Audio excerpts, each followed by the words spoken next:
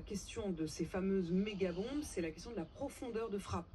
Si Israël n'a pas accès à ces méga-bombes, alors les destructions qu'elle leur a fait des infrastructures iraniennes ne seront que superficielles. L'Iran qui a toujours affirmé qu'elle faisait son enrichissement d'uranium notamment de manière très profonde dans le sol. Est-ce qu'on peut se dire au moment où on se parle que les 3 jours de bombardement israéliens sont des bombardements superficiels qui n'ont fait que gagner du temps dans l'accès de l'Iran à la bombe, ou est-ce que c'est une capacité à avoir véritablement en profondeur détruit la capacité iranienne tout court à obtenir la bombe?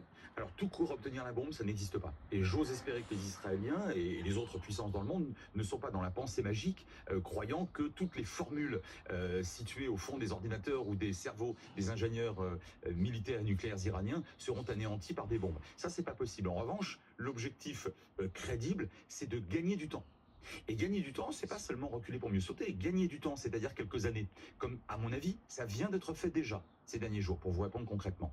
Ou gagner quelques décennies, ça permet d'envisager, peut-être, potentiellement, la chute du régime iranien. Alors par les Iraniens eux-mêmes, je ne crois absolument pas à une chute du régime parce que les Israéliens ou d'autres puissances frapperaient des sites Ça ne militaires peut venir iraniens. que du peuple iranien Ah, ça, j'en lui-même. suis absolument convaincu.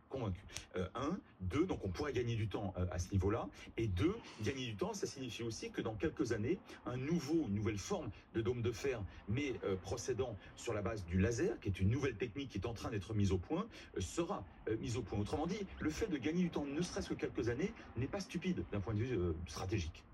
Est-ce que les États-Unis affirment qu'ils ont découragé Israël dans une volonté qu'ils auraient eue parmi les cibles iraniennes d'éliminer le guide suprême, Khamenei? L'ambassadeur d'Israël en France niait cela ce matin à mon micro. Qui croire? Alors, j'y crois moyennement. Je vais vous dire pourquoi. Parce que Khamenei n'est pas considéré comme un très grand stratège. C'est même le moins qu'on puisse dire.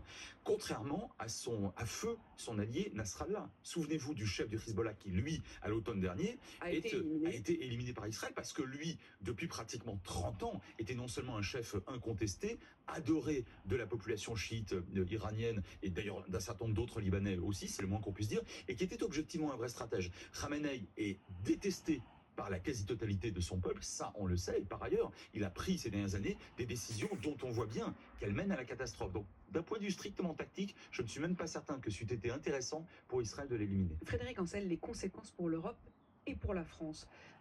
Peut-être ça vous paraît absurde de vous poser cette question comme cela, mais au fond, on s'interroge évidemment sur les conséquences économiques, sur les conséquences éventuellement en matière de terrorisme, sur la cible de certaines populations. On sait que les lieux de culte juifs, par exemple, ont été mis sous surveillance, sous sécurité.